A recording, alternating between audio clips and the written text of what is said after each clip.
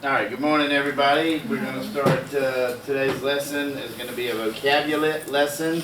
One of my favorite things to work on, vocabulary, because you know the keys to communication, to have a good vocabulary. All right, so we're going to have vocabulary lesson 17. And I say that having a good vocabulary is a key to a lot of different things that will help you one day when you try to enter the workforce. You want to be able to have a good vocabulary so you can impress that employer, that employee that is interviewing you. One day you want to have probably a boyfriend or a girlfriend, and you want to be able to communicate with them as well. So there's a lot of different reasons, a lot of different ways that having a good vocabulary will help us. So hopefully we'll be not only improving upon our knowledge of some words that we already know. Hopefully today we're going to learn some new words and how to use them. All right, to begin, we'll start by, I'm going to read the selection for you. It's a selection called The Happy Prince by Oscar Wilde. So if you will, follow along. Make sure you're tracking with your pencil. All right, and as we read, make sure that you try to notice the context clues, all right, that are located in front of, before, and after, you know, these new words that we're looking at. All right, context clues can help us with vocabulary. They can help us with, you know, like last week's lesson, they helped us, you know, figure out the answers to some of our questions. I always want to make sure you're paying attention to what's going on in the story, especially around these highlighted words for today's purposes.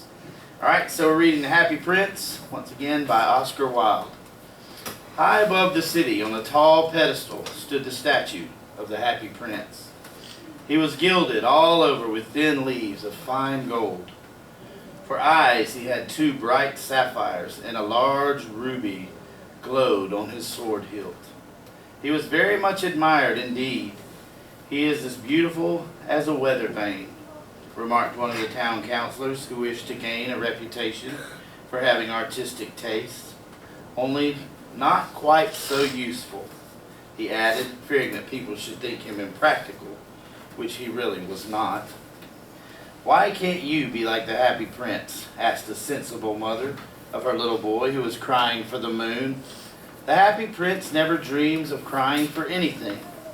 I'm glad there was someone in the world who is quite happy, muttered a disappointed man as he gazed at the wonderful statue.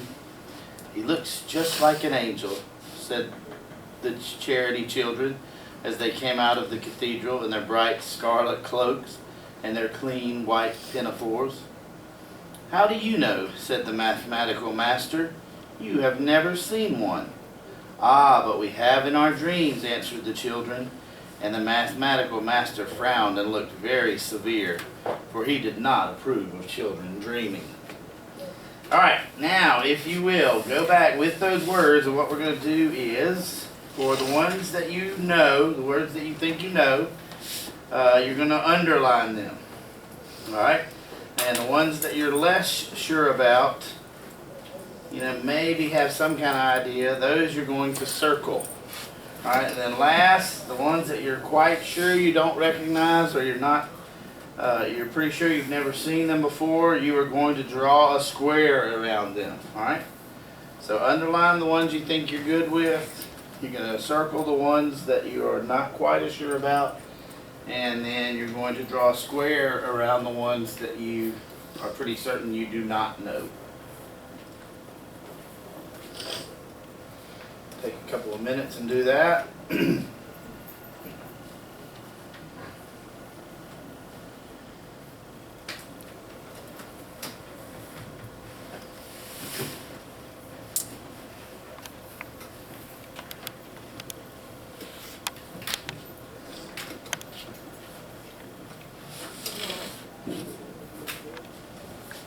All right, everybody should be just about good with that. Now we're going to move on.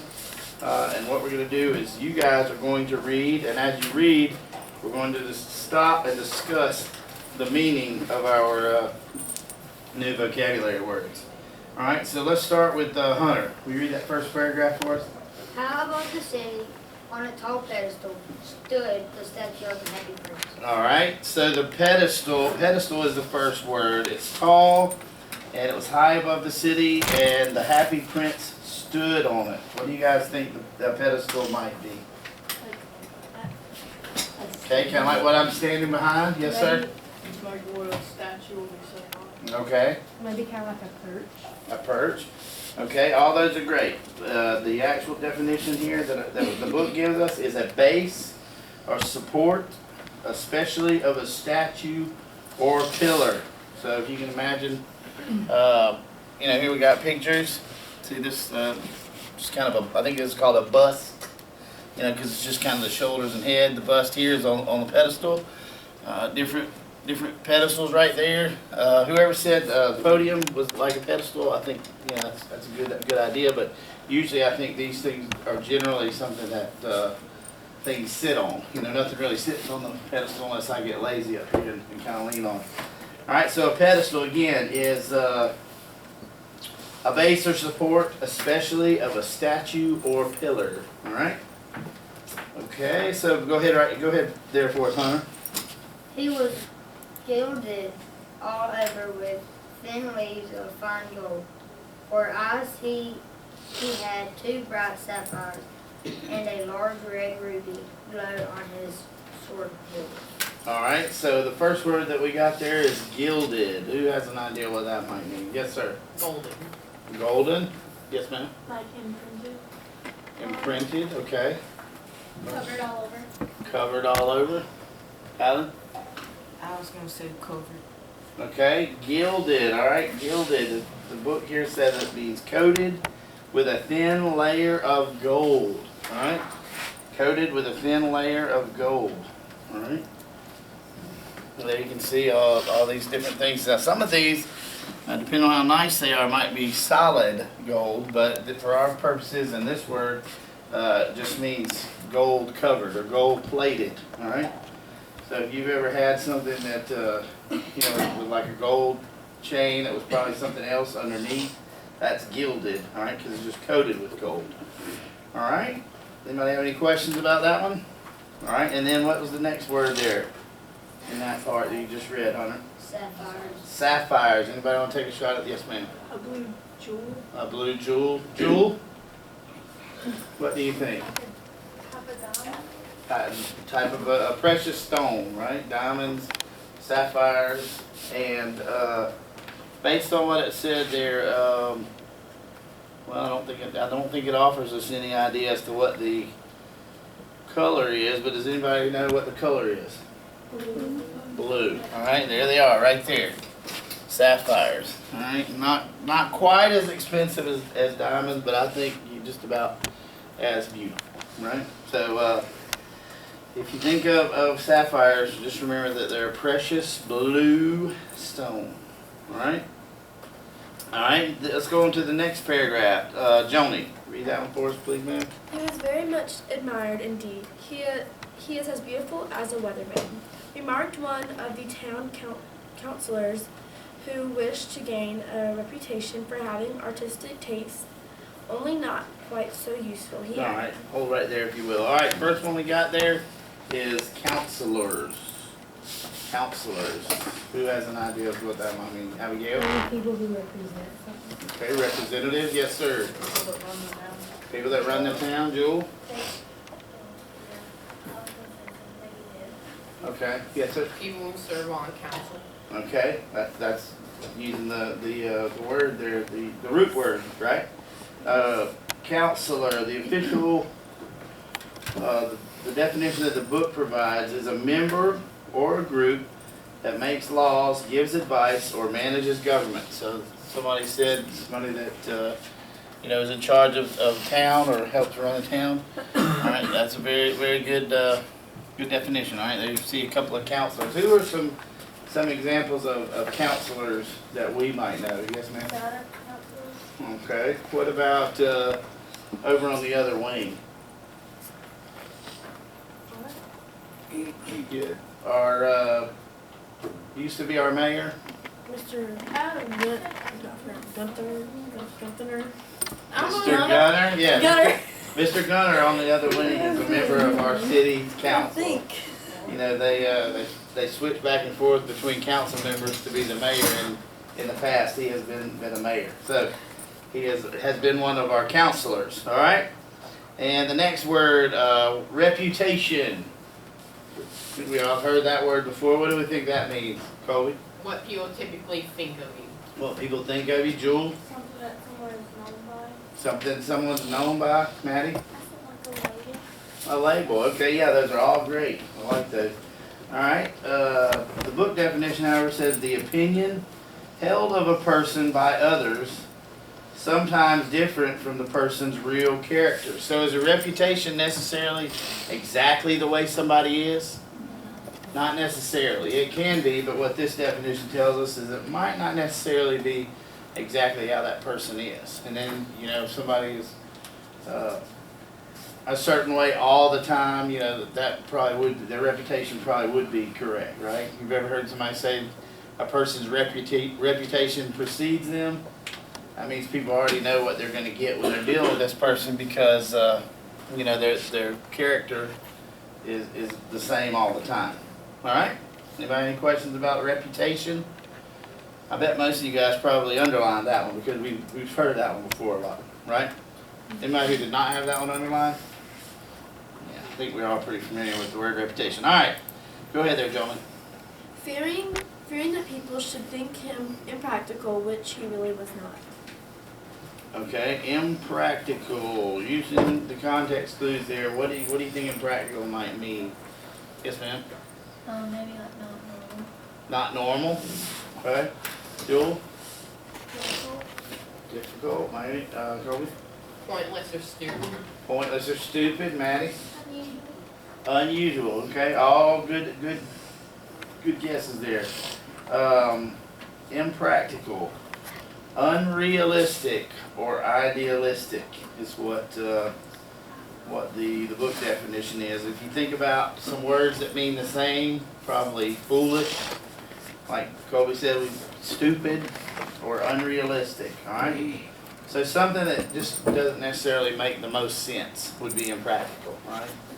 So a decision maybe that would, see, like you see these examples, you might sleep like this, but to have a bed like that might not be the most sensible thing. And while that looks like, you know, those are nice and soft, and probably squeeze you in a little bit. So those are some ideas of some impractical inventions right there. See the boots with the open-toed boots. You don't necessarily want to have wading boots with the toes open. All right, so impractical is something that doesn't make sense or something that's unrealistic. All right, go ahead on that next paragraph for us, if you will, Kennedy. Why can't you be like the happy prince, ex sensible mother of her little boy who is kind for him?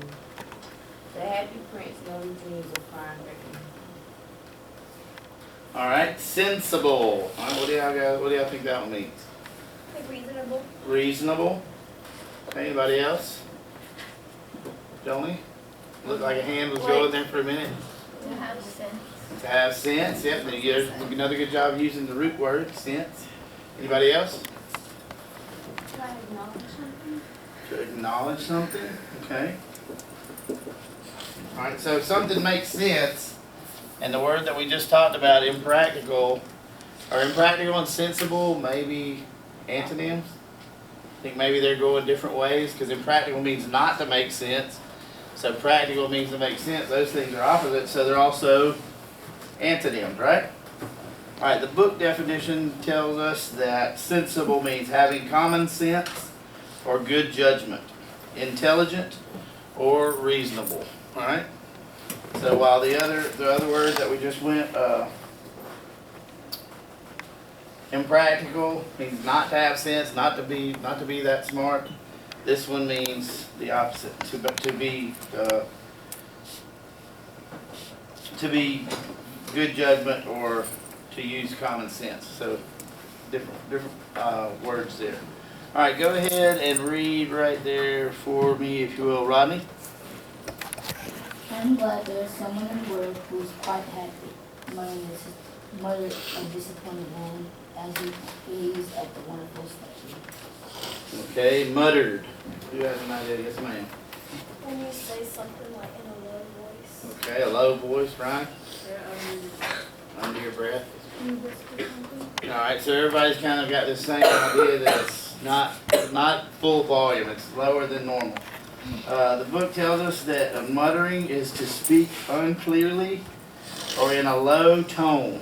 Alright, and often, but not always, it involves complaining. Alright, so this guy, he may not be speaking in low tone, but he looks like he's complaining, doesn't he? Alright. So, it's a low tone, and it's kind of like another word for it might be grumble. You know, somebody kind of under their breath, kind of grumbly. That's what this word means. Alright? Any questions about muttered? Muttered. Okay, alright, go ahead for us right there, Maddie. Please, ma'am. Just like an angel said the chamber children as they came out of the cathedral in their white scarlet cloaks and their clean white hands. Alright, cloaks. Anybody want to take a crack at that one? Yes, ma'am. Jackets or like coats. Jackets or coats, right? Okay. Something that covers you. He stole yours, something that covers you? Okay. Alright, all great answers. A cloak is a loose outer garment, usually without sleeves. Alright. Also, you might think of, that's what I was going to say, a superhero. What is it? What do we know this word as also? Cape. Alright, so something that kind of goes over your shoulders, doesn't necessarily have sleeves. Alright. So it's almost like a coat, but not really because coats have sleeves. Just a loose outer garment, usually without sleeves. Okay? Alright, I think we got one more. Read for us right there, please, Abigail. How do you know, said the mathematical master, you've never seen one. Ah, but we have in our dreams, answered the children. And the mathematical master frowned and looked very severe, for he did not approve of children dreaming. Okay, if he frowned and looked severe, what do you think, Maddie? Serious? What about it, Abigail? Like bad. Bad? Strict. Strict? Carla, that's one. Harsh. Harsh. Okay, all those are great. Severe. Carla actually got one that's in the book. It says strict, stern, or harsh. So he wasn't very pleased, was he? Kind of a mean face. But severe is one of these words that, you know, in different contexts and different situations can mean different things. But you guys did a good job of using the clues written there in the sentence to help you figure out what particular severe we were talking about right here. Alright, this is probably what, kind of how the mathematical master was looking right there, don't you think? Alright, see, this is another whole different way to use severe. The weather was severe. Doesn't necessarily mean the same, but it is the same word. Okay, does anybody have any questions about any of the words? Does anybody need me to go back and give one of the definitions? Alright. Okay, at this time, if you guys, as a table, will kind of work together here on this. You're going to be on page 64. You're working on exercise 2. Alright, and what you're going to do is, for each of the words, you're going to, in the blank marked A, you're going to write the dictionary definition. And then in the B space, or the line with the B, you're going to write a more friendly definition. For example, if your friend were to ask you, hey, what does cloak mean? You're going to write down a definition that you would tell them. You know, not necessarily the dictionary definition, but a more sensible, more easy to understand, friendly definition. Alright, so you guys are going to do that, and then later on, if time permits, today we're going to work on the synonym and antonym exercise, as well as the one on analogies. And we may not have time for it today, but tomorrow you are going to finish this lesson by showing your ability to use these words and writing a brief story using at least 5 of the new master words. So, are there any questions? All right, if they're not, you may go ahead and begin exercise 2 on page 64.